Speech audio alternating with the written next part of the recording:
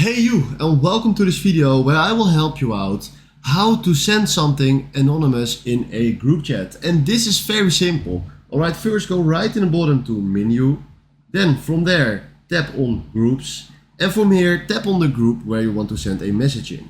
Then when we arrived here, there's an option anonymous post, tap on that, and then tap on got it. And right here, if I tap on got it again, we can send a anonymous post in this group chat. If I want to post it with my identity, then I tap on this button, then do OK, I understand, and now I can write something in this chat with my own name. But I don't want that, so we do post anonymously again, and now I can write something like hey, and if I tap now on submit, we just posted something anonymously in this group chat.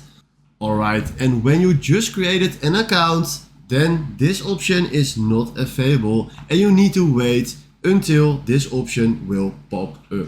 Alright, if you find this video helpful, please consider subscribing and give this video a like. And then for now, thanks for watching.